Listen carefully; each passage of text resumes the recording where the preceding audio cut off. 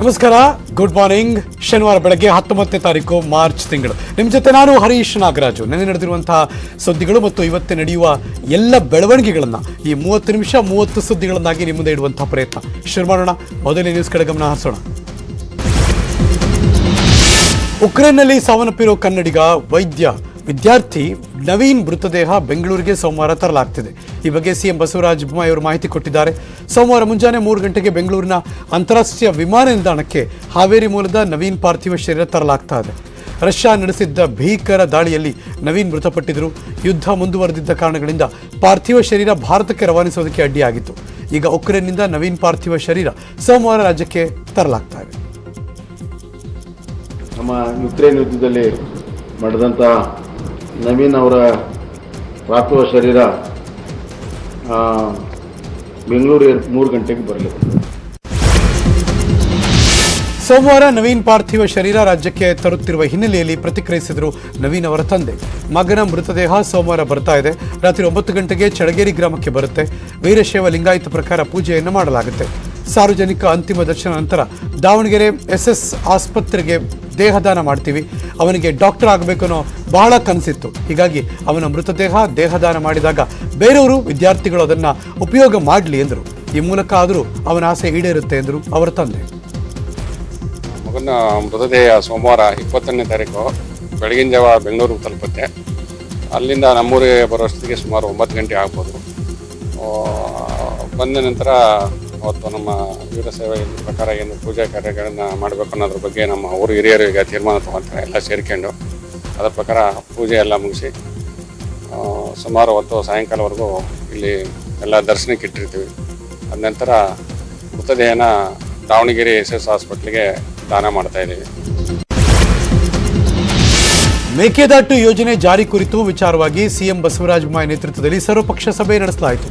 ಸರ್ವಪಕ್ಷಗಳ ನಾಯಕರು, ಕಾನೂನು ತಜ್ಞರ ಜೊತೆ ರಾಜ್ಯದ ನೀರಾವರಿ ಯೋಜನೆಗಳ ಬಗ್ಗೆ ಸಮಗ್ರ ಚರ್ಚೆ ಬಳಿಕ ಪ್ರಧಾನಿ ಬಳಿ ಸರ್ವಪಕ್ಷ ನಿಯೋಗ ತೆಗೆದುಕೊಂಡು ಹೋಗೋದಕ್ಕೆ ಸಭೆಯಲ್ಲಿ ನಿರ್ಧಾರ ಮಾಡಿದರು. ಹಾಗೆಯೇ ತಮಿಳುನಾಡು ವಿರೋಧಕ್ಕೆ ಕ್ಯಾರೆ ಎನ್ನದಿರಲು ಸಭೆಯಲ್ಲಿ ಸಹಮತ ಸೂಚಿಸಲಾಗಿದೆ. ಮೇಕೆದಾಟು ಯೋಜನೆ ವಿವಾದದ ಬಗ್ಗೆ ಕೇಂದ್ರ ಜಲಸಂಪನ್ಮೂಲ ಸಚಿವರು ಕೊಟ್ಟಂತಹ ಹೇಳಿಕೆಗೆ ಸರ್ವಪಕ್ಷ ಸಭೆಯಲ್ಲಿ ಆಕ್ಷೇಪ ವ್ಯಕ್ತ ಆಯಿತು. ಸಭೆ ಬಳಿಕ ಮಾತನಾಡಿದರು ಸಿಎಂ ಬೊಮ್ಮಾಯಿ ಅವರು. ಜಲಸಂಪನ್ಮೂಲ ಸಚಿವ ಕಾರಜೋಳ ಸೋಮವಾರ ಅಥವಾ ಮಂಗಳವಾರ ದೆಹಲಿಗೆ ಹೋಗ್ತಾರೆ. ಅಲ್ಲಿ ಕೇಂದ್ರ ಜಲಶಕ್ತಿ ಸಚಿವರೊಂದಿಗೆ ಇದ್ರ ಬಗ್ಗೆ ಮಾತಾಡ್ತಾರೆ. ಅಧಿವೇಶನ ಮುಗಿದ ಬಳಿಕ ನಾನು ಕೂಡ ದೆಹಲಿಗೆ ಹೋಗಿ ಮಹದಾಯಿ ಕುರಿತು ಸಚಿವರ ಜೊತೆ ಚರ್ಚೆ ಮಾಡ್ತೀನಿ ಎಂದರು.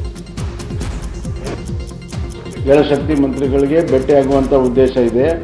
ಫಸ್ಟು ನಾನು ಹೋಗಿ ಮೊದಲು ನಮ್ಮ ವಾಟರ್ ರಿಸೋರ್ಸ್ ಮಂತ್ರಿಗಳು ಹೋಗ್ತಾರೆ. ನಾನು ಸೆಷನ್ ಆದ ತಕ್ಷಣ ಹೋಗ್ತೇನೆ. ಅಲ್ಲಿ ಅವರೆಲ್ಲ ಅದಕ್ಕೆಲ್ಲ ಕ್ರಮಗಳನ್ನು ತೆಗೆದುಕೊಂಡ್ರೆ ಸರ್ವಪಕ್ಷ ನಿಯೋಗ ಅವಶ್ಯಕತೆ ಇಲ್ಲ. ಇಲ್ಲದೇ ಇದ್ದರೆ ಸರ್ವಪಕ್ಷ ನಿಯೋಗ ತೆಗೆದುಕೊಂಡು ಹೋಗಿ ಮತ್ತು ಅಲ್ಲಿ ನಮ್ಮ MP ಗಳು, ಪ್ರಧಾನಮಂತ್ರಿಗಳು ಎಲ್ಲನೂ ಕರ್ಕೊಂಡು ಹೋಗಿ ಅವ್ರ ಮೇಲೆ ಇಂಪ್ರೆಸ್ ಮಾಡೋದಕ್ಕೆ ಏನು ಬೇಕು ಎಲ್ಲ ಕ್ರಮಗಳನ್ನು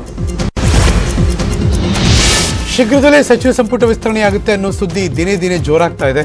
ಈ ಬಾರಿ ಹಿರಿಯ ಮಂತ್ರಿಗಳನ್ನು ಕೆಳಗಿಳಿಸಿ ಅವರಿಗೆ ಪಕ್ಷದ ಜವಾಬ್ದಾರಿ ನೀಡ್ತಾರೆ ಅನ್ನೋ ಚರ್ಚೆಯೂ ಆಗ್ತಾ ಇದೆ. ಇದ್ರ ಬಗ್ಗೆ ಚಾಮರಾಜನಗರದಲ್ಲಿ ಮಾತಾಡಿದ್ರು ಸಚಿವ ವಿ ಸೋಮಣ್ಣ.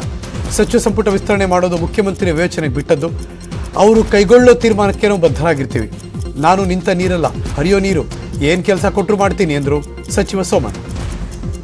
ಸಚಿವ ಸಂಪುಟದ ವಿಸ್ತರಣೆ, ಪುನರ್ರಚನೆ ಇವೆಲ್ಲವೂ ಕೂಡ ಸನ್ಮಾನ್ಯ ಮುಖ್ಯಮಂತ್ರಿಗಳಾದ ನಮ್ಮ ನಾಯಕರಾದ ಬಸವರಾಜ ಬೊಮ್ಮಾಯಿ ಅವರ ಪರಮಾಧಿಕಾರ. ಅವ್ರ ತೀರ್ಮಾನನೇ ಅಂತಿಮ. ಆದ್ದರಿಂದ ಅವರೇನು ತೀರ್ಮಾನ ಮಾಡ್ತಾರೋ ಅದಕ್ಕೆಲ್ಲ ನಮ್ಮ ಬದ್ಧರಾಗಿತ್ತು. ಸೋಮಣ್ಣ ನಿಂತ ನೀರಲ್ಲ, ಹರಿಯೋ ನೀರು. ನನಗೇನು ಕೆಲಸ ಕೊಟ್ಟರು ಮಾಡ್ತೀನಮ್ಮ. ಸಿಎಂ ಇಬ್ರಾಹಿಂ JDS ಸೇರ್ಪಡೆ ವಿಚಾರದ ಬಗ್ಗೆ ಪ್ರತಿಕ್ರಿಯೆ ಕೊಟ್ಟರು ಮಾಜಿ ಪ್ರಧಾನಿ HD ದೇವೇಗೌಡರು. ಇಬ್ರಾಹಿಂ ಕಾಂಗ್ರೆಸ್ಗೆ ರಾಜೀನಾಮೆ ಕೊಟ್ಟಿದ್ದಾರೆ. ನಮ್ಮ ಪಕ್ಷದ ಎಲ್ಲ MLAಗಳನ್ನು ಕರೆದು ಅತಿ ಶೀಘ್ರದಲ್ಲೇ ತೀರ್ಮಾನವನ್ನು ಮಾಡ್ತಾರೆ. ನಮ್ಮ ಅಧ್ಯಕ್ಷರು ಈ ಬಗ್ಗೆ ಮಾತಾಡಿ ತೀರ್ಮಾನ ಮಾಡ್ತಾರೆ. ನನ್ನ ಹತ್ರ ಕುಮಾರಸ್ವಾಮಿ ಅವರ ಹತ್ರ ಮಾತಾಡಿ ಆದಮೇಲೆ ಅವರು ರಾಜೀನಾಮೆ ಕೊಟ್ಟಿದ್ದು ಎಂದಿದ್ದಾರೆ. ರಾಜೀನಾಮೆ ಅವರು ನಮ್ಮ ಪಕ್ಷದ ಎಲ್ಲ MLAಗಳ ಕಾರ್ಯಗಳು ಅತಿ ಶೀಘ್ರವಾಗಿ ತೀರ್ಮಾನ ಮಾಡಿದೆ.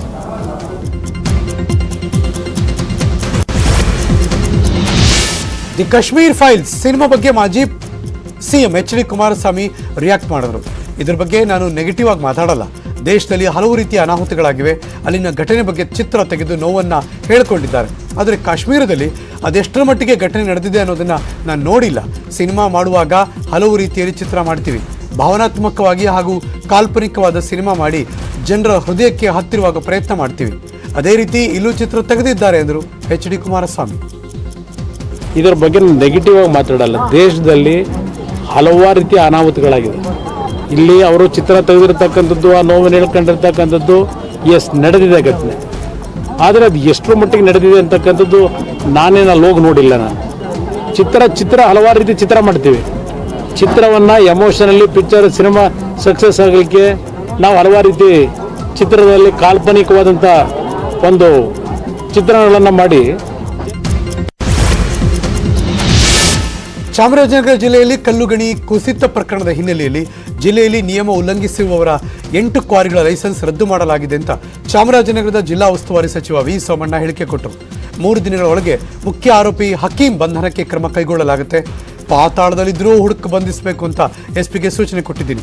ಜಿಲ್ಲೆಯಲ್ಲಿ ಗ್ರೆನೈಟ್ ಹಾಗೂ ಬಿಳಿ ಕಲ್ಲು ಸೇರಿದಂತೆ 163 ಕ್ವಾರಿಗಳಿವೆ. ಗಣಿ ಕುಸಿತ ಪ್ರಕರಣದ ನಂತರ ಎಲ್ಲ ಗಣಿಗಳನ್ನು ಸ್ಥಗಿತಗೊಳಿಸಲಾಗಿತ್ತು. ಈ ಬಗ್ಗೆ ನ್ಯೂಸ್ 18 ಕನ್ನಡ ನಿರಂತರ ವರದಿ ಕೂಡ ಪ್ರಸಾರ ಮಾಡಿತ್ತು. ಈ ಬಗ್ಗೆ ಎಚ್ಚೆತ್ತ ಚಾಮರಾಜನಗರ ಜಿಲ್ಲಾಡಳಿತ 8 ಕ್ವಾರಿಗಳ ಲೈಸೆನ್ಸ್ ರದ್ದು ಮಾಡಿದೆ. 63ರಲ್ಲಿ 34 ಹೊರತುಪಡಿಸಿದೆ. ಇನ್ನು ಉಳ್ಕೊಂಡು ಏನಿದೆ ಅದನ್ನು ಪ್ರತಿಯೊಬ್ಬರ ಹತ್ರ ಅಫಿಡವಿಟ್ ತಗೋಬೇಕು. ಇನ್ನು ಬಾಕಿದೇನಾದ್ರು ಅವ್ರು ಲೈಸೆನ್ಸ್ ಕೊಡಬೇಕು ಅಂದಾಗ ಸರ್ಕಾರದ ಮಟ್ಟದಲ್ಲಿ ನಿಮ್ಮ ಟಾಸ್ಕ್ ಫೋರ್ಸಿಂದಾನೇ ರೆಕಮೆಂಡೇಶನ್ ಆಗಬೇಕು. ಇನ್ಮೇಲೆ ಒಂದೇ ಒಂದು ಲೈಸೆನ್ಸ್ ಕೊಟ್ಟರು ಕೂಡ ಇನ್ಮೇಲೆ ಹೊಸದಾಗಿ ಸೆಟ್ರೆ ಜಿಲ್ಲಾಧಿಕಾರಿಗಳಿಂದ ಬರ್ತಕ್ಕಂಥ ಟಾಸ್ಕ್ ಫೋರ್ಸಿಂದಾನೇ ಇದಕ್ಕೆ DCF ಇದಾಗಬೇಕು, ಇದು ನಮ್ಮ ಪೊಲ್ಯೂಷನ್ ಕಂಟ್ರೋಲ್ ಬೋರ್ಡಿಂದನೇ ಆಗಬೇಕು. ಇವೆಲ್ಲವೂ ಕೂಡ ಮಾಡ್ತಕ್ಕಂಥದ್ದು ಮಾಡಿದ್ದೀವಿ. ಮತ್ತು ಆ 8 ಜನ ಏನು ಮಾಡಿದ್ದಾರೆ ಅದನ್ನು 100% ಸ್ಥಗಿತಗೊಳಿಸಿದ್ದೀವಿ. ಲೈಸೆನ್ಸು ಕೂಡ ನಾವು ಈಗಾಗಲೇ ವಿತ್ಡ್ರಾ ಮಾಡೋದಕ್ಕೆ ರದ್ದುಪಡಿಸೋದಕ್ಕೂ ಕೂಡ ತೀರ್ಮಾನ ಮಾಡಿದ್ದೀವಿ. ರಾಜ್ಯದಲ್ಲಿ ಮಾರ್ಚ್ 28ರಿಂದ ಏಪ್ರಿಲ್ 14ರವರೆಗೆ SSLC ಪರೀಕ್ಷೆ ನಡೆಯುತ್ತೆ. ಪರೀಕ್ಷೆ ಬರೆಯೋದಕ್ಕೆ ಹೋಗುವಂಥ ವಿದ್ಯಾರ್ಥಿಗಳಿಗೆ ಉಚಿತ ಬಸ್ ಪ್ರಯಾಣಕ್ಕೆ ಅವಕಾಶ ಮಾಡಿಕೊಟ್ಟಿದ್ದಾರೆ. ಕರ್ನಾಟಕ ರಾಜ್ಯ ರಸ್ತೆ ಸಾರಿಗೆ ನಿಗಮ ಪರೀಕ್ಷಾ ಕೇಂದ್ರದವರೆಗೆ ಹಾಲ್ ಟಿಕೆಟ್ ತೋರಿಸಿ ಉಚಿತ ಬಸ್ ಪ್ರಯಾಣ ಅವಕಾಶವನ್ನು ಕಲ್ಪಿಸಿದೆ. ಮಾರ್ಗ ಮಧ್ಯೆ ಪರೀಕ್ಷಾ ಕೇಂದ್ರ ಕೋರಿಕೆ ನಿಲುಗಡೆ ಮಾಡುವಂತೆಯೂ ಸೂಚನೆ ಕೊಟ್ಟಿದ್ದೀವಿ. ಈ ಬಗ್ಗೆ ಕರ್ನಾಟಕ ರಾಜ್ಯ ರಸ್ತೆ ಸಾರಿಗೆ ನಿಗಮ ಪ್ರಕಟಣೆ ಹೊರಡಿಸಿದೆ. ತೈಲ ಬೆಲೆ ಏರಿಕೆ ಆಯಿತು. ಈಗ ಹಾಲಿನ ದರ ಶಾಕ್ ಕೊಡೋದಕ್ಕೆ KMF ತಯಾರಿ ಮಾಡಿಕೊಂಡಿದ್ದಾರೆ. ಲೀಟರ್ಗೆ 2 ರಿಂದ 5 ರೂಪಾಯಿ ಏರಿಕೆಗೆ ಪ್ರಸ್ತಾವನೆ ಸಲ್ಲಿಸಿದೆ. ಕನಿಷ್ಠ 2 ರೂಪಾಯಿ ಏರಿಕೆ ಆಗುವ ಸಾಧ್ಯತೆ ಇದೆ. ಅಧಿವೇಶನ ಮುಗಿದ ಬಳಿಕ ದರ ಏರಿಕೆ ಆಗಬಹುದು. ಕೋಲಾರ ನಗರದ ಕ್ಲಾಕ್ ಟವರ್ನಲ್ಲಿ ರಾಷ್ಟ್ರಧ್ವಜ ಹಾರಿಸುವ ವಿಚಾರವಾಗಿ ಸ್ಥಳದಲ್ಲಿ ಬಿಗಿ ಪೊಲೀಸ್ ಬಂದೋಬಸ್ತ್ ಏರ್ಪಡಿಸಲಾಗಿದೆ. ಸ್ಥಳದಲ್ಲಿ 250 ಪೊಲೀಸರು ಭದ್ರತೆ ಕೊಟ್ಟಿದ್ದಾರೆ. ಕ್ಲಾಕ್ ಟವರ್ ಸುತ್ತಮುತ್ತ ಸಂಚಾರ ನಿಷೇಧ ಮಾಡಲಾಗಿದೆ. ಸಂಸದ ಮುನಿಸ್ವಾಮಿ ಕ್ಲಾಕ್ ಟವರ್ ಮೇಲೆ ಹಸಿರು ಬಾವುಟ ತೆರವು ಮಾಡಿಸೋದಕ್ಕೆ ಹೋರಾಟದ ಎಚ್ಚರಿಕೆ ನೀಡಿದರು. ಇವತ್ತು ಕ್ಲಾಕ್ ಟವರ್ನಲ್ಲಿ ರಾಷ್ಟ್ರಧ್ವಜ ಹಾರಿಸುವ ವಿವಾದಕ್ಕೆ ತೆರೆ ಬೀಳಲಿದೆ. ಕ್ಲಾಕ್ ಟವರ್ನಲ್ಲಿ ರಾಷ್ಟ್ರಧ್ವಜ ಹಾರಿಸೋದಕ್ಕೆ ಎಲ್ಲರೂ ಕೂಡ ಸಂತೋಷವಾಗಿದ್ದಾರೆ. ಮುಸ್ಲಿಂ ಮುಖಂಡರೊಂದಿಗೆ ಮಾತುಕತೆ ನಡೆಸಿದ್ದೀವಿ ಅಂತ DC ವೆಂಕಟರಾಜ್ ಮಾಹಿತಿ ಕೊಟ್ಟಿದ್ದಾರೆ. ಕೊಡಗಿನ ಸಂಸ್ಕೃತಿ ಪರಂಪರೆಯನ್ನು ಬಿಂಬಿಸಿ ಜಗತ್ತಿಗೆ ಸಾರುವ ಮಡಿಕೇರಿ ಸ್ಕ್ವೇರ್ ನಿರ್ಮಿಸೋದಾಗಿ ಹೇಳಿದ್ದ ಸರ್ಕಾರ ಈಗ ಫುಲ್ ಸ್ಟಾಪ್ ಇಟ್ಟಿದೆ. 2018ರಲ್ಲಿ ಕೊಡಗಿನ ಎದುರಾಗಿದ್ದ ಭೀಕರ ಭೂಕುಸಿತ ಸಂದರ್ಭ ಮಡಿಕೇರಿ ನಗರದ ಹಳೆ ಬಸ್ ಸ್ಟ್ಯಾಂಡ್ ಹಿಂಭಾಗದಲ್ಲೂ ಭೂಕುಸಿತ ಆಗಿತ್ತು. 5 ಕೋಟಿ ವೆಚ್ಚದಲ್ಲಿ ತಡೆಗೋಡೆ ಜೊತೆಗೆ ಮಡಿಕೇರಿ ಸ್ಕ್ವೇರ್ ನಿರ್ಮಿಸೋದಾಗಿ ಅವತ್ತು ಕೊಡಗು ಉಸ್ತುವಾರಿ ಸಚಿವರಾಗಿದ್ದ ಸಾರಾ ಮಹೇಶ್ ಹೇಳಿಕೆ ಕೊಟ್ಟಿದ್ದರು. ನಗರಸಭೆ ಇದೀಗ ಅಷ್ಟು ವೆಚ್ಚದಲ್ಲಿ ಕೇವಲ ತಡೆಗೋಡೆ ನಿರ್ಮಾಣ ಮಾಡಿರೋದು ಜನರು ಆಕ್ರೋಶ ವ್ಯಕ್ತಪಡಿಸುವಂತೆ ಆಗಿದೆ.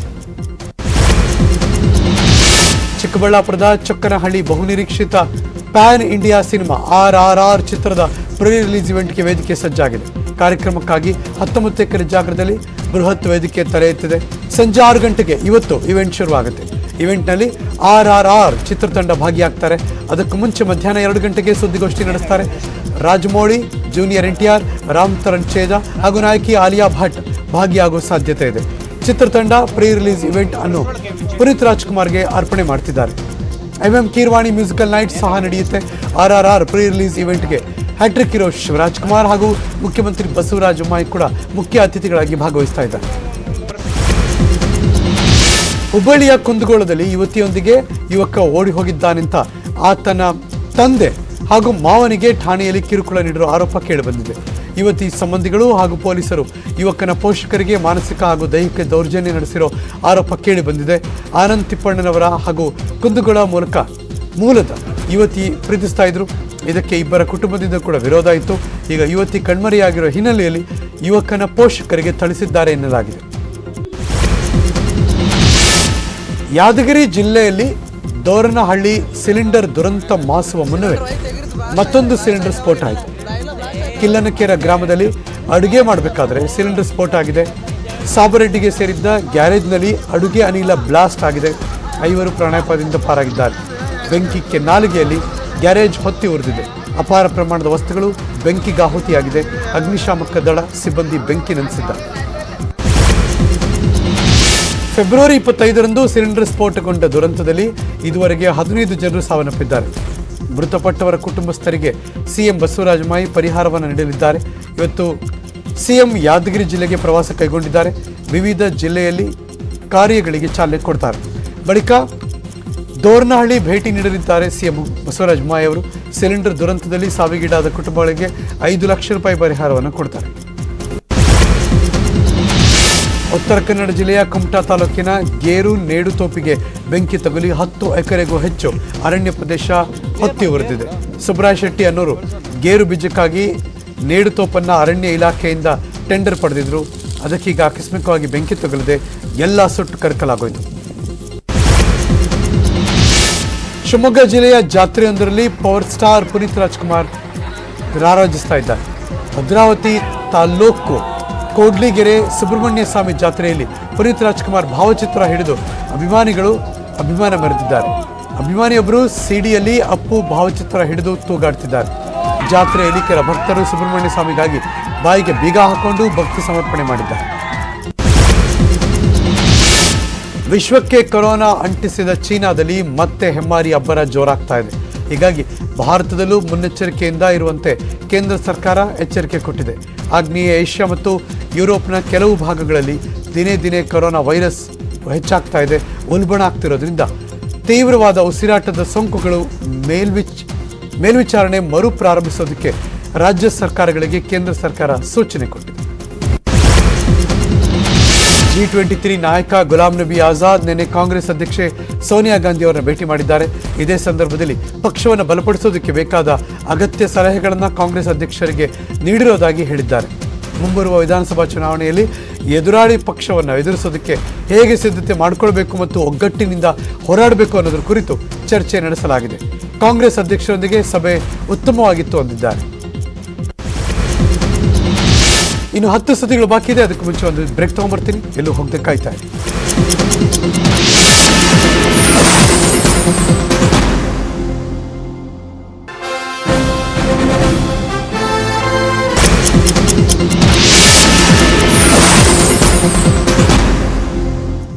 Welcome back. 30 ನಿಮಿಷಗಳ 30 ಸುದ್ದಿ. ಇನ್ನುಳಿದ ಸುದ್ದಿಗಳನ್ನು 1 by 1 ನೋಡೋಣ.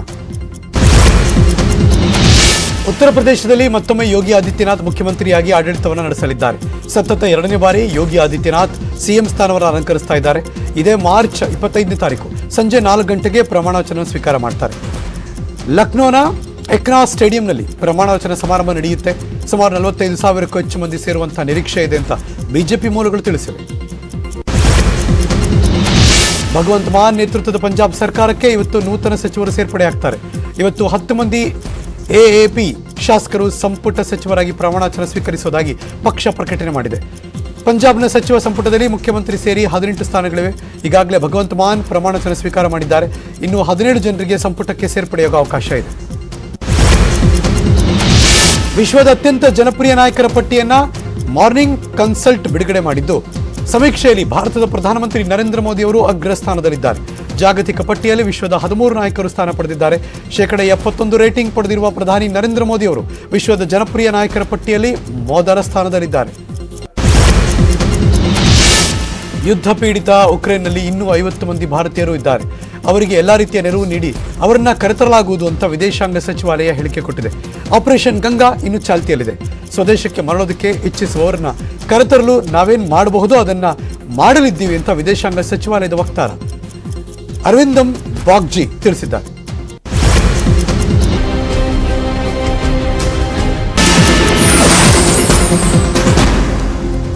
Welcome back. 30 ನಿಮಿಷಗಳ 30 ಸುದ್ದಿ. ಇನ್ನುಳಿದ ಕೊನೆಯ 5 ಸುದ್ದಿಗಳನ್ನ ಒನ್ ಬೈ ಒನ್ ನೋಡೋಣ. ಕೆಜಿಎಫ್ ಸಿನಿಮಾ ಅಡ್ಡಾದಿಂದ ಸರ್ಪ್ರೈಸ್ ನ್ಯೂಸ್ ಹೊರಬಂದಿದೆ. ಮಾರ್ಚ್ 27ನೇ ತಾರೀಕು ಮುಂಚೆನೆ ರಾಖಿ ಬಾಯ್ ಅಭಿಮಾನಿಗಳಿಗೆ ಥ್ರಿಲ್ಲಿಂಗ್ ಅಪ್ಡೇಟ್ ಸಿಗ್ತಾ ಇದೆ. ಮಾರ್ಚ್ 21 ಸೋಮವಾರದಂದು ತೂಫಾನ್ ಎಂಬ ಬೆಂಕಿಯಂತಹ ಲಿರಿಕಲ್ ಹಾಡು ಬಿಡುಗಡೆ ಆಗುತ್ತೆ. ಅಂದಹಾಗೆ ಈ ಸಿನಿಮಾದ ಟ್ರೈಲರ್ ಮಾರ್ಚ್ 27ಕ್ಕೆ ಬಿಡುಗಡೆ ಆಗುತ್ತೆ. ಅದಕ್ಕೂ ಮುಂಚೆನೆ ಸಿಗ್ತಿರುವ ಈ ಗಿಫ್ಟ್ ಅಭಿಮಾನಿಗಳನ್ನ ಮತ್ತಷ್ಟು ಸರ್ಪ್ರೈಸ್ ಮಾಡಿಸಿದೆ. ಬಾಲಿವುಡ್ ಬ್ಯೂಟಿ ದೀಪಿಕಾ ಪಡುಕೋಣೆ ಸ್ಪೇನ್ನಲ್ಲಿದ್ದಾರೆ. ಶಾರುಖ್ ಖಾನ್ ಜೊತೆ ಪಠಾಣ್ ಶೂಟ್ನಲ್ಲಿ ಪಾಲ್ಗೊಂಡಿದ್ದಾರೆ. ಇತ್ತೀಚೆಗೆ ಈ ಸಿನಿಮಾದ ಶಾರುಖ್ ಲುಕ್ ಲೀಕ್ ಆಗಿತ್ತು. ಈಗ ನಾಯಕಿ ದೀಪಿಕಾ ಅವರ ಕೆಲವು ಫೋಟೋಗಳು ಲೀಕ್ ಆಗಿವೆ. ಡಿಪ್ಪಿ ಇದರಲ್ಲಿ ಬಿಕಿನಿಯಲ್ಲಿ ಕಾಣಿಸ್ಕೊಂಡಿದ್ದಾರೆ. ಸೋಷಿಯಲ್ ಮೀಡಿಯಾದಲ್ಲಿ ಸಖತ್ ವೈರಲ್ ಆಗ್ತಾ ಇದೆ ಈ ಫೋಟೋಸ್ಗಳು. ಬಾಹುಬಲಿ ನಟ ಪ್ರಭಾಸ್ ಸ್ಪೇನ್ನಲ್ಲಿ ಸರ್ಜರಿಗೆ ಒಳಗಾಗಿದ್ದಾರೆ. ಪ್ರಶಾಂತ್ ನೀಲ್ ನಿರ್ದೇಶನದ ಸಲಾರ್ ಚಿತ್ರೀಕರಣದ ವೇಳೆ ಪ್ರಭಾಸ್ಗೆ ಪೆಟ್ಟಾಗಿತ್ತು. ವೈದ್ಯರ ಸಲಹೆ ಮೇರೆಗೆ ಈಗ ಸ್ಪೇನ್ನ ಬಾರ್ಸಿಲೋನಾದಲ್ಲಿ ಶಸ್ತ್ರಚಿಕಿತ್ಸೆಗೆ ಒಳಗಾಗಿದ್ದಾರೆ. ಅಂದಹಾಗೆ ಇದೊಂದು ಮೈನರ್ ಸರ್ಜರಿ ಆಗಿದೆ. ಅಭಿಮಾನಿಗಳು ಆತಂಕ ಪಡುವಂಥದ್ದೇನಿಲ್ಲ ಅಂತ ಹೇಳಲಾಗ್ತಾ ಇದೆ. ಅಂಧರ ತ್ರಿಕೋನ 2020 ಸರಣಿಯ ಫೈನಲ್ ಪಂದ್ಯದಲ್ಲಿ ಭಾರತ ಮತ್ತು ಪಾಕಿಸ್ತಾನ ಮುಖಾಮುಖಿ ಆಗ್ತಾ ಇದೆ. ನಿನ್ನೆ ನಡೆದಂತಹ ಕೊನೆಯ ಲೀಗ್ ಪಂದ್ಯದಲ್ಲಿ ಬಾಂಗ್ಲಾದೇಶ ವಿರುದ್ಧ ಸೆಣಸಾಡಿದ್ದ ಭಾರತ 63 ರನ್ಗಳ ಭಾರೀ ಗೆಲುವು ಸಾಧಿಸಿತ್ತು. ಆರಂಭಿಕ ಬ್ಯಾಟ್ಸ್ಮನ್ ಡಿ ವೆಂಕಟೇಶ್ವರ ರಾವ್ ಅಮೋಘ ಅರ್ಧಶತಕ ಸಿಡಿಸುವ ಮೂಲಕ ಭಾರತದ ಗೆಲುವಿಗೆ ಪ್ರಮುಖ ಪಾತ್ರ ವಹಿಸಿದರು. ನ್ಯೂಜಿಲೆಂಡ್ ನಡೆಯುತ್ತಿರುವಂತಹ ಮಹಿಳೆಯರ ವಿಶ್ವಕಪ್ ಟೂರ್ನಿಯಲ್ಲಿ ಇವತ್ತು ಭಾರತ ಹಾಗೂ ಆಸ್ಟ್ರೇಲಿಯಾ ನಡುವೆ ಮ್ಯಾಚ್ ನಡೆಯುತ್ತೆ. ಅಂಕಪಟ್ಟಿಯಲ್ಲಿ ಮೊದಲ ಸ್ಥಾನದಲ್ಲಿರುವಂತಹ ಬಲಿಷ್ಠ ಆಸ್ಟ್ರೇಲಿಯಾವನ್ನ 4ನೇ ಸ್ಥಾನದಲ್ಲಿರುವಂತಹ ಭಾರತ ಎದುರಿಸ್ತಾ ಇದೆ. ಮೊನ್ನೆ ನಡೆದಂತಹ ಪಂದ್ಯದಲ್ಲಿ ಭಾರತ ವನಿತೆಯರು ಇಂಗ್ಲೆಂಡ್ ವಿರುದ್ಧ ಸೋಲನ್ನು ಅನುಭವಿಸಿದರು. ಈಗ ಮುಂಜಾನೆಯ 30 ನಿಮಿಷಗಳ 30 ಸುದ್ದಿ ಮುಗಿಸಿ ನಾನು ಹೋಗಿ ಬರ್ತೀನಿ. ಮತ್ತೆ ಸಿಗ್ತೀನಿ ಮುಂದಿನ ಸುದ್ದಿಗಳಲ್ಲಿ. ಪಕ್ಕಾ ನ್ಯೂಸ್ಗೆ ನೀವ್ಯಾವಾಗಲೂ ನೋಡ್ತಾ ಇರಿ ನ್ಯೂಸ್ 18 ಕನ್ನಡ. ಜಾಲ ನಮ್ಮದು, ಬಲ ನಿಮ್ಮದು.